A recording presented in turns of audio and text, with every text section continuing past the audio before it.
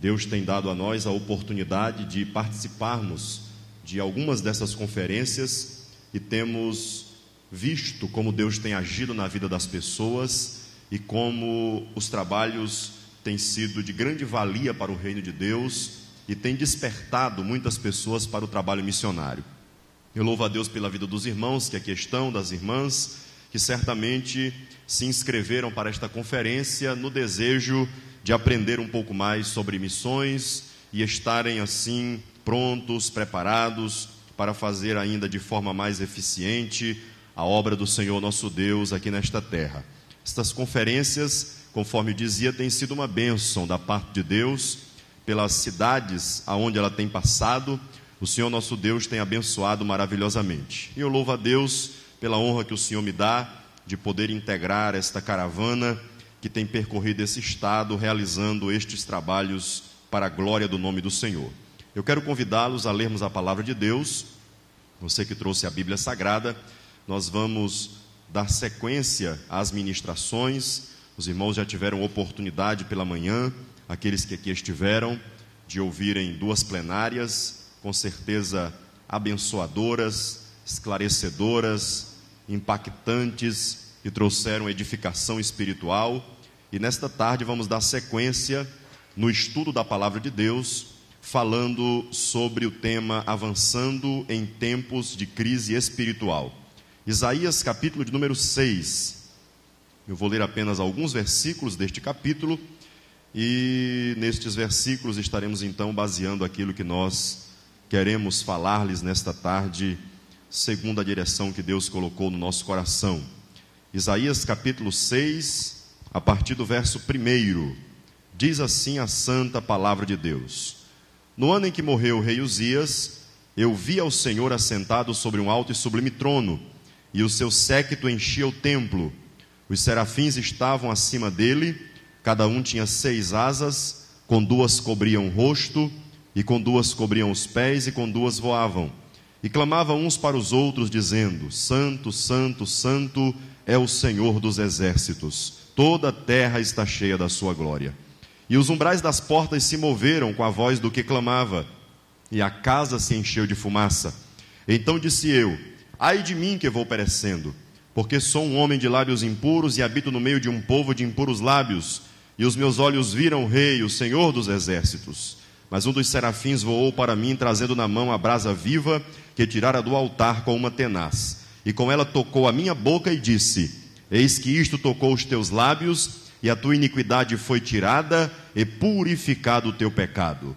Depois disso ouvi a voz do Senhor que dizia: a quem enviarei? E quem há de ir por nós? Então disse eu: eis-me aqui, envia-me a mim.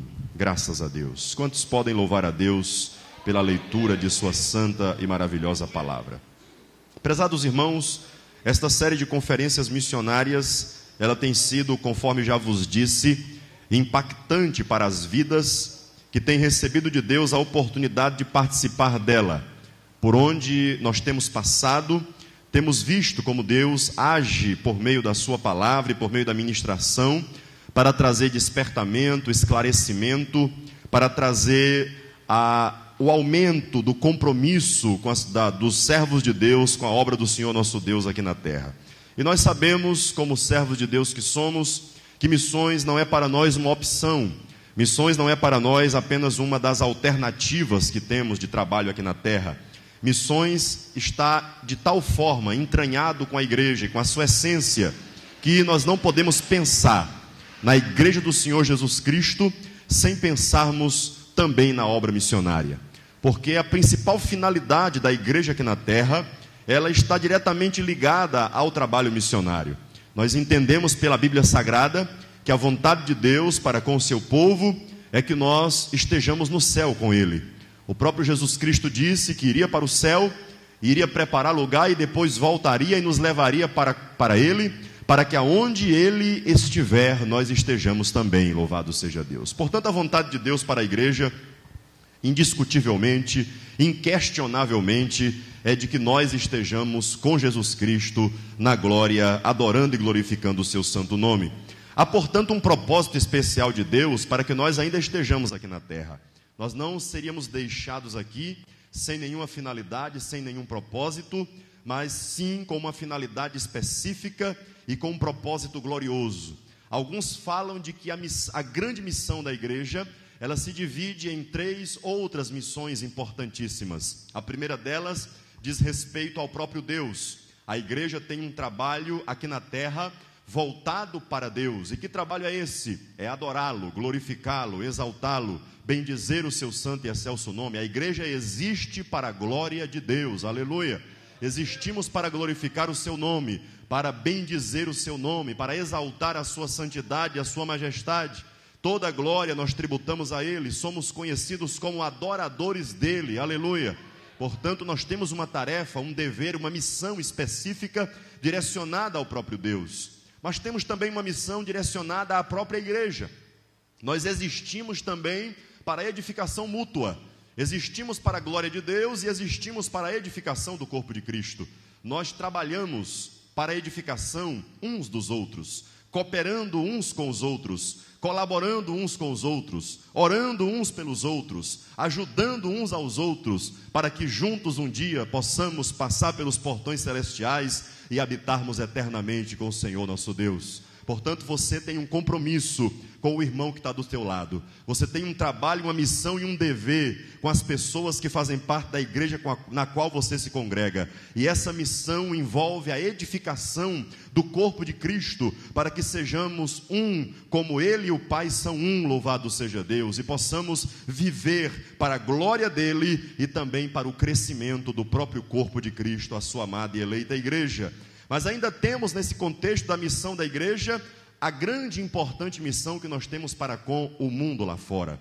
Muitas igrejas têm esquecido desta parte da missão, desta parte do papel que a igreja deve exercer aqui na terra. E muitas igrejas existem hoje somente para adorar. Tem igrejas que se resumem apenas a trabalhos internos entre 4 paredes, aonde se canta, ora, prega, glorifica, adora a Deus, horas de adoração, e o trabalho para por aí. Outras igrejas avançam um pouco mais e ainda trabalham e investem na edificação da própria igreja. Mas não podemos esquecer que para que a nossa missão possa ser completa, precisamos existir para a glória de Deus, precisamos existir para a edificação do corpo de Cristo e precisamos existir para os lugares que ainda não conhecem a Deus e precisam ouvir a palavra e o evangelho do Senhor Jesus Cristo.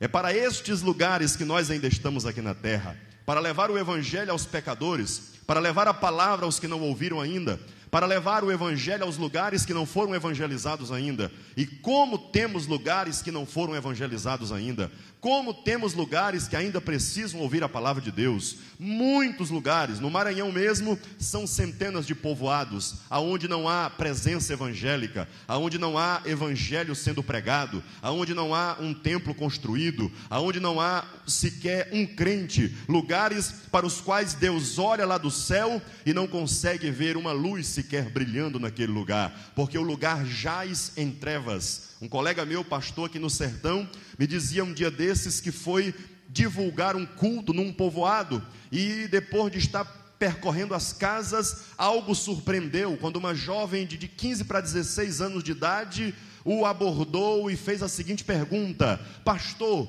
o que é culto mesmo? Aqui no Maranhão, uma jovem de 15 a 16 anos que nunca tinha ouvido falar em culto na vida dela, não sabia sequer o que significava esta palavra.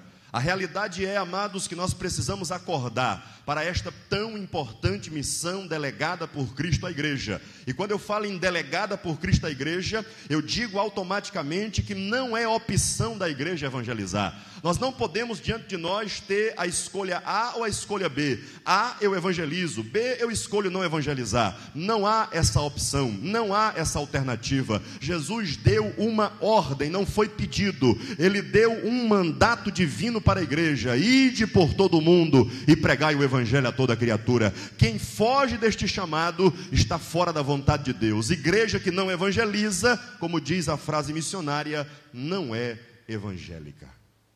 A igreja só pode ser considerada autenticamente evangélica quando ela está comprometida de corpo e alma com a evangelização mundial. Portanto, faz parte desta tríplice missão da igreja evangelizar o mundo, pregar a palavra e levar o evangelho aos lugares onde o evangelho ainda não chegou. Não interessa a distância que tenhamos que percorrer, não interessa o preço que tenhamos que pagar. O que importa é que cumpramos a ordem daquele que é o dono da igreja, daquele que é o cabeça da igreja, daquele que deu a vida por nós na cruz do Calvário, daquele que é a razão da nossa existência, daquele que é o motivo pelo qual nós ainda estamos de pé aqui em pleno século 21, glorificando e adorando o seu santo nome. A ordem dele é clara para mim e para você, e missões é o grande desafio que Deus tem para você nesta conferência missionária. Louvado seja Deus. Portanto, esta breve introdução que fizemos sobre o trabalho missionário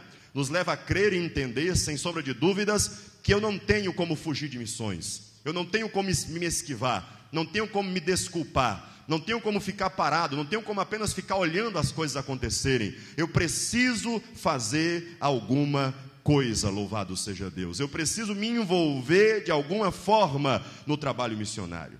Mas, amados irmãos, quando falamos em trabalho de Deus, obra de Deus, trabalho missionário, falamos automaticamente também de batalha, de guerra espiritual, porque sabemos que quando nós nos levantamos para fazer a obra de Deus, inevitavelmente o inimigo também se levanta para combater a igreja e para tentar fazer com que a igreja não consiga avançar nos seus projetos, porque o inimigo sabe que quando a igreja avança, ela causa prejuízo no reino dele, causa baixas no reino dele, e portanto é típico de Satanás lançar contra a igreja armadilhas, artimanhas, barreiras, para tentar impedir, parar, travar, inviabilizar a obra de Deus aqui na terra. Quando nós nos levantamos para fazer missões, devemos crer, sem sombra de dúvidas, de que Deus está conosco para nos dar vitória sobre todas as dificuldades e barreiras, mas entendendo que o inimigo se levantará, e neste levante do inimigo contra a igreja, uma das áreas que certamente o inimigo tenta tocar, atingir, desestruturar, desestabilizar, para com isso inviabilizar a ação do povo de Deus aqui na terra, é exatamente a vida espiritual do povo de Deus. A temática da conferência missionária, eu já disse isso em algumas ocasiões por aí, ela é, talvez em si, traz algo paradoxal, algo que você olha e fica pensando como é que uma coisa vai funcionar diante da outra, porque o tema central da conferência missionária é avançando em tempos de crise. E os tempos de crise colocam na mentalidade das pessoas a ideia de que não é momento para avançar, é sim momento de estagnação, é momento de parar, é momento de retroceder, momento de engavetar sonhos e projetos, momento de deixar os investimentos que haviam sido planejados para outro momento, porque o momento não é apropriado, não é específico, não é bom, não é agradável, não é favorável. E o momento de crise geralmente conduz as pessoas a um pessimismo generalizado, e as pessoas passam então a se deixar levar por esse sentimento de tristeza, sentimento de derrota, sentimento de que as coisas não vão dar certo, e a crise se instala de maneira avassaladora, levando as pessoas a grandes prejuízos. Em tempo de crise, você vai ao dono do comércio e ele diz que está parado, que não está vendendo, demite os funcionários e a coisa vai de mal a pior. Portanto, o tempo de crise é um tempo em que as pessoas naturalmente ou caminham para trás, recuam, dão um passo atrás, ou então ficam simplesmente paradas, esperando para ver o que vai acontecer. Mas a temática desta conferência, ela vem na contramão de tudo isso. Ela vem na contramão porque o povo de Deus, ele anda na contramão do sistema mundano. Enquanto as pessoas lá fora falam em crise, falam em dificuldade, falam em tudo parado, falam em estagnação, falam em sonhos que foram deixados para trás, falam em projetos que faliram, falam em empresas que fecharam as portas porque não tiveram condições de continuar vendendo, enquanto falam em demissão, falam em tanta coisa negativa, nós aqui estamos nessa tarde de sábado falando sobre avançar em tempo de crise, louvado seja Deus. romper com tudo isso e entender que o nosso Deus é maior que qualquer crise, e Ele pode fazer o seu povo avançar mesmo em meio à crise, em nome de Jesus, porque a nossa prosperidade não depende das circunstâncias que nos rodeiam. A nossa vitória, a nossa prosperidade, a nossa glória, ela vem de Deus, e o nosso Deus, Ele age no meio do deserto, Ele age em qualquer circunstância, Ele faz milagre, porque Ele é Deus, aleluia.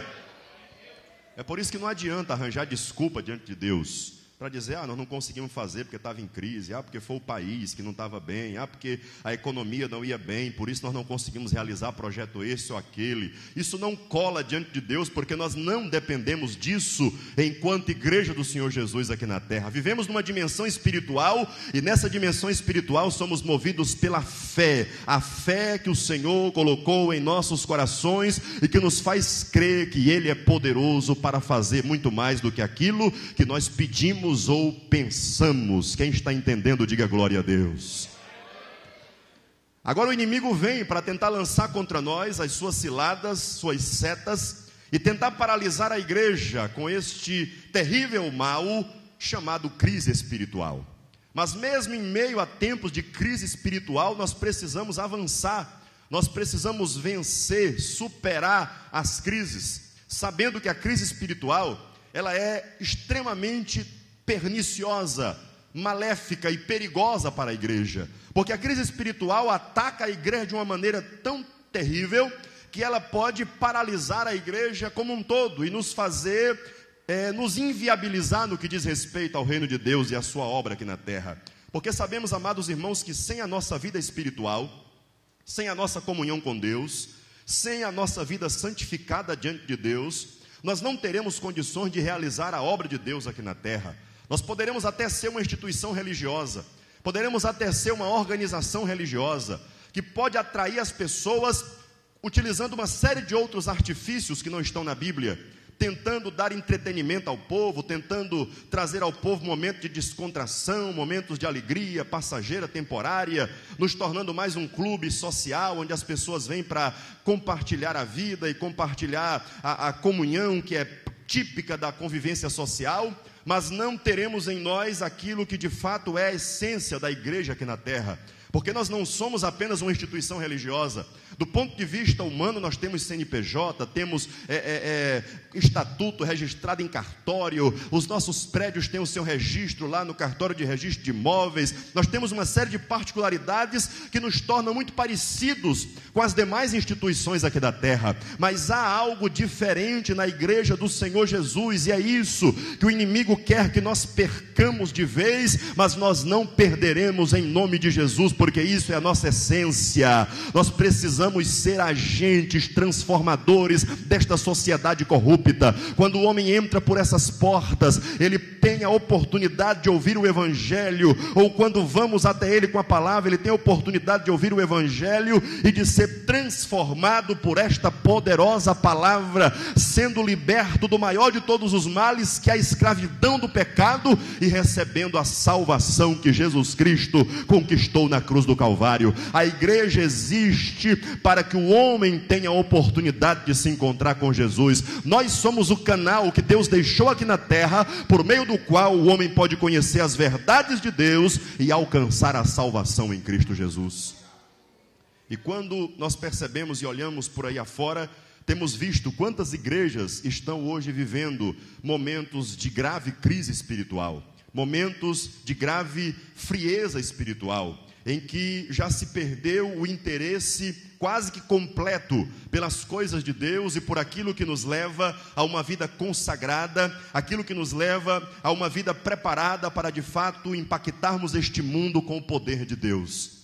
Devemos entender, amada igreja aqui presente, amados irmãos obreiros, que nós não vamos impactar e mudar este mundo com filosofia humana, com conhecimento humano, com uma boa retórica, com um bom discurso, não. Se bons discursos pudessem mudar o mundo já estaria muito diferente há muito tempo, porque o que mais se tem hoje em dia é discurso bonito, é lábia, é conversa para convencer e até ludibriar e enganar as pessoas. O mundo está cansado disso, o mundo precisa de demonstrações de poder. O mundo tem que entender que a igreja é de Deus e Deus está na igreja. Tem que entender que há um agir poderoso e sobrenatural de Deus por intermédio da nossa vida. É isso que faz estremecer o reino das trevas e que arranca vidas das garras de Satanás e as traz para o convívio cristão. Nós precisamos levar esta mensagem poderosa no poder de Deus. Louvado seja o Senhor. A vida espiritual da igreja é o que há de mais importante. A nossa vida espiritual individualmente é o que há de mais importante, que nós precisamos zelar por ela e não permitir que a crise se instale na nossa vida nesse aspecto e que sejamos então neutralizados em relação ao projeto que Deus tem para a nossa vida. Quantas pessoas dentro da igreja Deus tinha chamada, Deus tinha projeto, Deus tinha planos para essas pessoas. Deus colocou no seu coração aspirações, vontades, desejos de fazer grandes coisas para Deus, mas permitiram que a crise espiritual se instalasse, não tomaram providência, foram vencidos por ela. E hoje são pessoas que ou estão desviadas, jogadas no mundo, ou estão dentro da igreja, mas estão apáticas, alheias, divorciadas daquela vocação original, esqueceram daquele primeiro amor, não tem mais aquele desejo ardendo dentro do coração, não tem mais aquela chamada queimando dentro do peito, porque perderam a comunhão com Deus, perderam a vida espiritual. Uma igreja sem vida espiritual não pode ser usada poderosamente nas mãos de Deus. Como é que Deus vai usar um povo que não tem comunhão com Ele? É por isso que a nossa pregação hoje deve estar centrada na busca por santidade, na busca por compromisso com Deus, na busca por fazer a vontade de Deus e obedecer a sua palavra. É tempo de conclamar o povo a voltar aos pés do Senhor com o coração contrito e quebrantado e buscar dele o verdadeiro avivamento que vem do alto e que nos comove, nos constrange a partirmos em busca das almas perdidas. Louvado seja Deus. Um coração verdadeiramente quebrantado diante de Deus, em comunhão com Deus, um coração que de fato tem em Deus centrada a sua vontade e o seu desejo, um coração que está em sintonia com a palavra, que está em sintonia com a vontade de Deus. É um coração missionário, é um coração que quer evangelizar, é um coração que quer fazer a obra, que quer pregar a palavra, que quer trazer outras pessoas para desfrutarem desta mesma glória, desta mesma bênção que nós desfrutamos aqui nesta tarde. Precisamos voltar a este altar divino, consertar o que for necessário consertar e clamar a Deus para que derrame sobre nós da sua graça e quebrante os nossos corações para voltarmos a enxergar e a ver o clamor do mundo que está pedindo por socorro e por salvação. Isaías passou por um processo muito interessante no texto que acabamos de ler, quando num contexto de crise, num contexto não muito favorável na vida do povo de Israel, aquele profeta, ele teve algumas experiências com Deus que o levaram até a condição de ouvir o clamor, de ter sensibilidade para perceber que o mundo precisava de vozes proféticas que anunciassem a palavra de Deus e a vontade de Deus para o povo. A experiência de Isaías com Deus começa a ser descrita nesse capítulo 6, e ele começa dizendo logo no primeiro versículo uma frase muito gloriosa, quando ele diz assim: eu vi ao Senhor. Louvado seja Deus. Isso, amados irmãos, foi decisivo na vida daquele homem, foi um divisor de águas na vida dele, quando ele teve a oportunidade naquela visão, ver a Deus, assentado em seu alto e sublime trono, assentado no trono de sua glória. Louvado seja Deus. E nos versos seguintes, Isaías começa a descrever a beleza desta visão, a beleza desta glória, desta santidade, como os seres clamavam uns para os outros, dizendo: santo, santo, santo é o Senhor dos exércitos, e toda a terra está cheia da sua glória. Isaías teve oportunidade de contemplar a glória de Deus. Aleluia! É o que está faltando hoje na vida de muita gente. Não conseguem mais ver a glória de Deus, não conseguem mais enxergar o Deus a quem servem. Ou, amados, quando perdemos esta visão, nos tornamos materialistas, nos tornamos céticos, nos tornamos frios na fé, deixamos de crer nos milagres, deixamos de crer nas promessas, passamos a nos envolver só com problemas, só com dificuldades, só com reclamações, só com maldições. Mas nós não podemos viver assim. A Bíblia nesta tarde está nos conclamando a voltarmos os nossos olhos para o céu e começarmos a ver a Deus e a sua glória, porque esta visão é tão poderosa que ela muda a nossa vida e provoca em nós um grande despertamento espiritual. Louvado seja Deus. Quem deixa de ver a Deus começa a enxergar só dificuldade. Quem deixa de ver a Deus começa a enxergar só problema. Quem deixa de ver a Deus começa a enxergar só barreira. Quem deixa de ver a Deus começa a enxergar apenas a grandeza dos problemas e não a grandeza do Deus a quem servimos e que pode resolver todos os problemas. Quem deixa de ver a Deus perde completamente a visão espiritual. E sem visão espiritual a igreja não vence. Sem visão espiritual, a crise espiritual se instala e nós não conseguimos avançar. Portanto, ver a Deus é o primeiro passo para que possamos estar preparados para fazermos esta obra. Pedimos ao Senhor que revele a nós a sua glória. Pedimos ao Senhor que revele a nós a sua grandeza. Pedimos ao Senhor que revele a nós a sua majestade. Pedimos a Deus que mostre a nós quem Ele é. Oh, amado irmão, quanto crente tem hoje no meio da igreja que não conhece o Deus a quem ele serve, não conhece o Deus a quem ele serve, vive equivocado a respeito de Deus, tem pensamentos equivocados, atrapalhados, contraditórios a respeito do que Deus é, do que Ele é e do que Ele pode fazer na nossa vida. Tem gente até achando que o papel de Deus é só nos servir, é nos abençoar, é nos dar vitória, é colocar diante de nós uma porta aberta o tempo todo, é trazer sempre a solução do problema, é trazer sempre a vitória, a cura da enfermidade, a cessão de toda dor. Alguns pensam que a missão de Deus é apenas abençoar e dar vitória ao povo de Deus. É tanto que tem gente hoje, quando sai de casa para a igreja, já diz assim: por onde é que você está indo? Estou indo para a igreja. Fazer o quê? Vou atrás da minha bênção. Vou atrás da minha bênção. Já sai de casa só para ser abençoado. Já vem para o culto só para receber bênção de Deus. Como se Deus estivesse aqui apenas para abençoar, como se o papel dele fosse tão somente esse. Oh, amado irmão, não se equivoque com o Deus a quem você serve. Ele pode me abençoar e pode não me abençoar, e ainda assim continuará sendo Deus exaltado para todo sempre. Ele pode curar minha enfermidade, ou eu posso morrer doente, não tem problema. Ele continua sendo digno de toda honra, glória e exaltação para todo sempre. Ele é grande, Ele é o que é. Diz na sua palavra: eu sou, louvado seja Deus. Só Ele é, louvado seja o nome do Senhor. E Ele é digno de ser glorificado e adorado pela igreja. Crente fiel a Deus que vem para o culto, não vem para o culto para receber bênção, vem para o culto para adorar. Onde é que você está indo para a igreja? Fazer o que? Vou adorar, eu vou adorar, eu vou glorificar a Deus, eu vou contemplar a sua glória. Eu quero ver a Deus hoje, quero contemplar a sua beleza, a sua maravilha, e sair de lá tocado pela sua glória. Aleluia! Aleluia!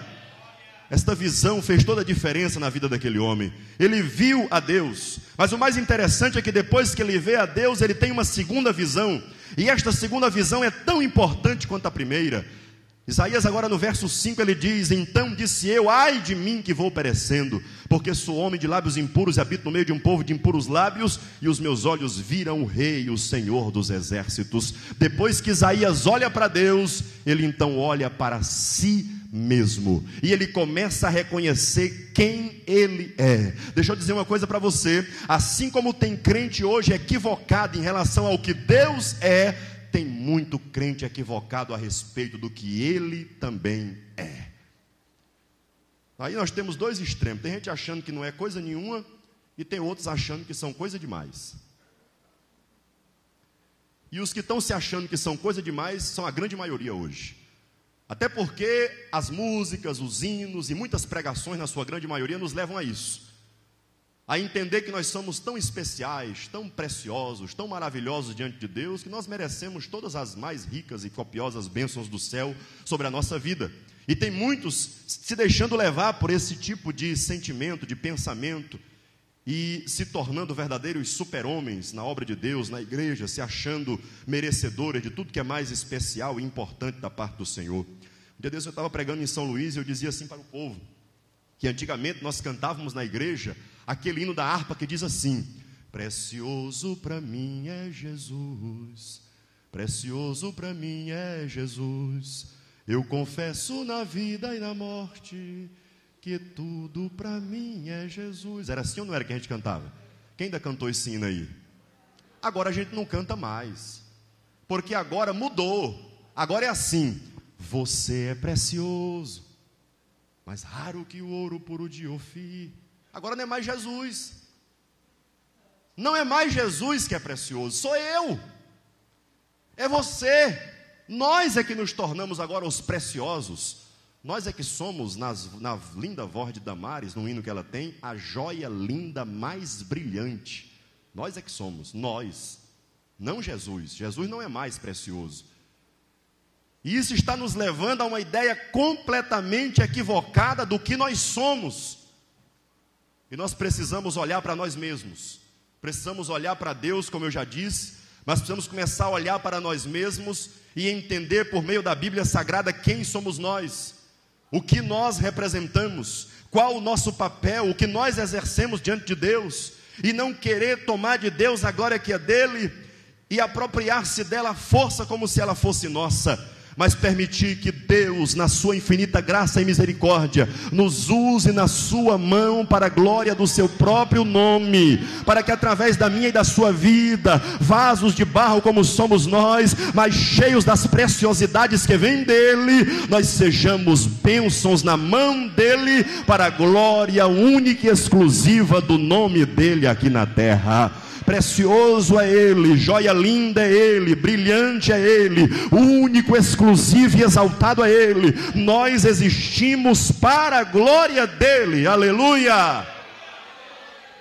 Chega dessa ideia estrelista, essa ideia de que nós somos isso ou aquilo outro. É tempo de quebrantamento, tempo de nos jogarmos na presença de Deus e dizermos: Deus, nós não somos nada, mas o Senhor é tudo em nós. Quebranta meu coração, me faz ser livre de todo ego, toda vaidade. Quebra, Senhor, meu orgulho, quebra tudo isso. Faz do meu coração um coração humilde, coração de adorador, coração de servo, coração de quem não quer glória, mas coração de quem dá glória a Deus, aleluia.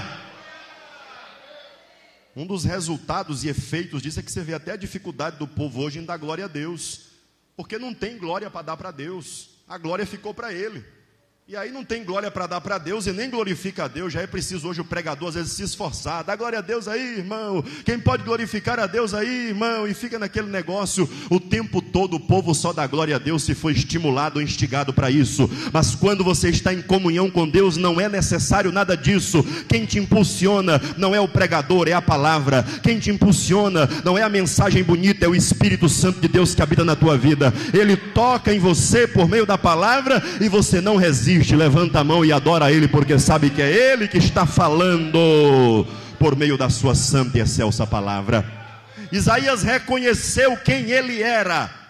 Eu sou um pecador, habito no meio do povo de lábios impuros, sou um homem de lábios impuros. Os meus olhos viram a Deus e agora eu vou morrer, porque os meus olhos contemplaram o Senhor dos exércitos. Isaías, amados irmãos, se quebranta diante de Deus, reconhece que de fato sem Deus ele não era nada, reconhece que de fato ele não passava de um pecador de lábios impuros, mas naquele momento um milagre acontece, porque quer ver Deus agir no meio do seu povo, é o seu povo se quebrantar. Está lá na Bíblia Sagrada, lá no livro de Crônicas, quando Deus diz ao seu servo Salomão: se o meu povo, que se chama pelo meu nome, aleluia, se humilhar, orar, buscar minha face, se converter dos seus maus caminhos, eu ouvirei do céu, aleluia, perdoarei os seus pecados e sararei a sua terra. Mas tem que ter quebrantamento. Olha o que Deus está dizendo: se humilhar. Se o meu povo se humilhar, se o meu povo orar, se o meu povo buscar minha face, se o meu povo se converter dos seus maus caminhos, aí eu ouço lá do céu, aí eu estendo a mão, perdoo o pecado, e o que tiver que ser sarado, eu vou sarar. Louvado seja Deus. Quando Isaías olha para si próprio e reconhece quem é, ele então se quebranta diante de Deus E no verso 6, um dos serafins voa agora para Isaías, levando na mão uma brasa viva que ele tirara do altar com uma tenaz, e com esta brasa toca os lábios do profeta, aleluia, para ter avivamento, para ter poder, para ter fogo, para ter despertamento de vocação, para que o povo se levante com vontade de evangelizar. É preciso que haja este quebrantamento, para que o Senhor então comece a nos tocar com esta brasa poderosa, vinda direto do seu trono, do seu altar, para que sejamos tocados, queimados, avivados, cheios da sua glória e do seu poder, para anunciarmos a sua palavra com ousadia pelo mundo afora. E o mais interessante é o que diz o verso 8, eu já vou encerrar, quando ele diz: e depois disto, somente depois disto, ele consegue então distinguir, discernir, ouvir a voz do Senhor que dizia: a quem enviarei e quem há de ir por nós? Esta sensibilidade para conseguir ouvir esta voz só pode ser encontrada numa igreja que tem uma vida espiritual equilibrada, numa igreja que está buscando de Deus santidade, numa igreja que está com a vida no altar, uma igreja que contempla a Deus e conhece a Deus a quem Ele serve, uma igreja que olha para si própria e sabe quem ela é diante de Deus, uma igreja quebrantada e humilhada diante do Senhor, humilde, atenta ao seu clamor, à sua voz. Ela tem sensibilidade espiritual suficiente para ouvir a voz de Deus, que nessa tarde está dizendo: a quem enviarei, quem há de ir por nós? Amado irmão, quando nós paramos e começamos a ouvir esta voz ela quebranta, ela toca, ela compunge os nossos corações. Esta voz poderosa de Deus, ela faz com que você que é crente não consiga ficar calado. Você tem que dar uma resposta para Deus nessa tarde, porque Deus está tocando na tua vida por meio da palavra, e Ele quer de você uma resposta semelhante a essa dada por Isaías ao Senhor. Deus nessa tarde está perguntando: a quem eu vou enviar? Quem tem coragem de ir? Quem pregará este evangelho? Quem levará esta palavra? E se você já foi tocado por esta brasa poderosa do altar, você vai responder com ousadia, crendo que o Deus que envia, Ele vai contigo te dando vitória, e você vai responder: eis-me aqui, envia-me a mim. Ei, labachuri, canta lamanás. Deus está olhando para você nesta tarde, está perguntando: cadê você? Cadê você que um dia tinha sonhos? Cadê você que um dia tinha planos para com esta obra? Cadê você que um dia recebeu uma palavra profética? Cadê você que um dia sentiu o desejo de ser pregador da palavra? O Espírito Santo procura por você nesta tarde. Diga para Ele: Senhor, eu estou aqui, eu não desisti da minha vocação nem do meu sonho, eu quero fazer a tua obra, me usa nas tuas mãos para pregar a tua palavra. Aleluia, aleluia. Fique de pé nesta tarde em nome de Jesus. É tempo de avivamento, é tempo de superarmos a crise e avançarmos em meio a ela. É tempo de crermos que Deus é poderoso para nos dar vitória. Não é tempo de nos conformarmos com a situação. Sacode esta poeira espiritual que se acomodou sobre a tua vida. Começa a mexer estas engrenagens enferrujadas. Não te deixa vencer pelo comodismo, não te deixa vencer pelo marasmo, não te deixa vencer pelo ócio. Diga: Deus, eu quero agir, eu quero fazer alguma coisa, eu não posso ficar parado, eu tenho que trabalhar, tenho que fazer alguma coisa para Deus.